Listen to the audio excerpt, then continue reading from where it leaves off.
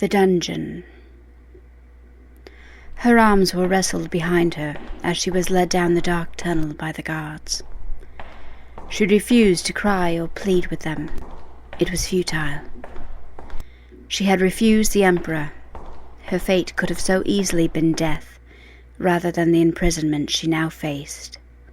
Perhaps some time in the dungeon will change your mind.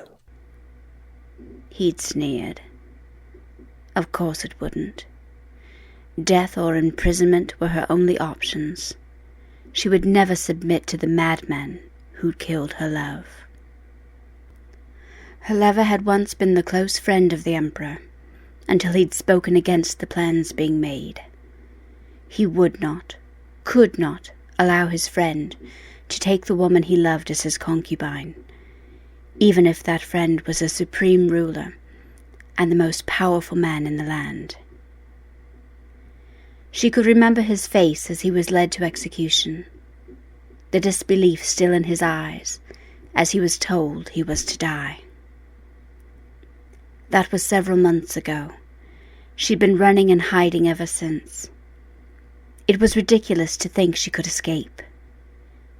Even if the ship's captain hadn't refused her passage, so many eyes had seen her, and inevitably the Emperor would be told of her whereabouts.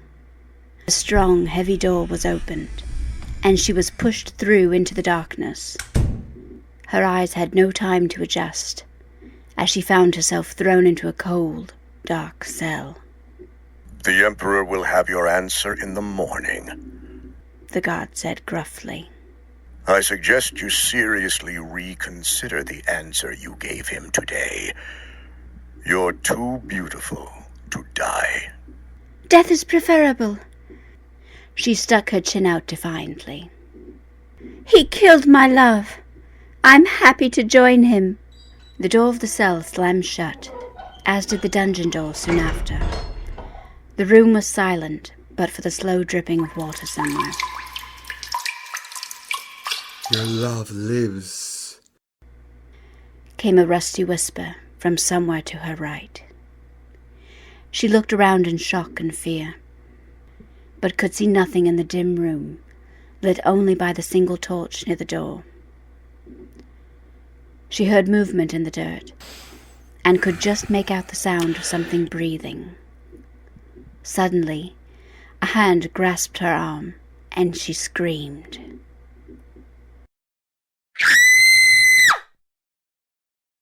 Shh, darling, the voice soothed. You need not fear this ghost. The voice was familiar now, but surely it couldn't be. Had the spirit of her love come to comfort her, when death was but hours away?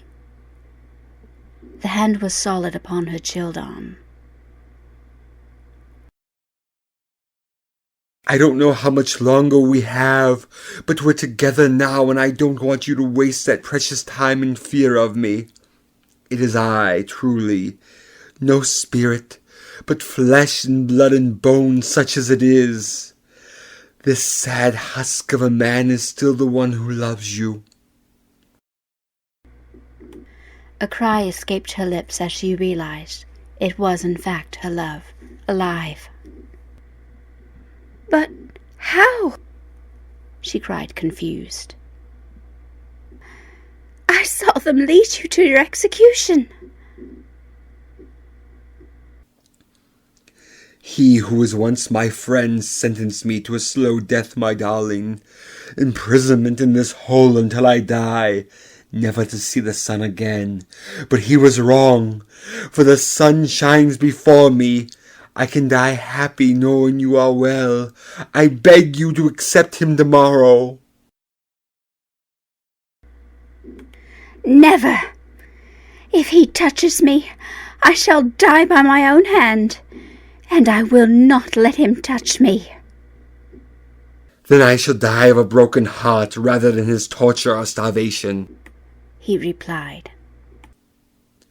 How I wish I could hold you in my arms once more, Still, at least I may hold your hand until they come for you. He did just that. For hours they sat in the dirt, their hands clasped together through the bars. All too soon the guards came. He trembled and whispered tearfully, I love you. I'll always love you. The guard stood before her cell and unlocked the door. His Excellency the Emperor is dead.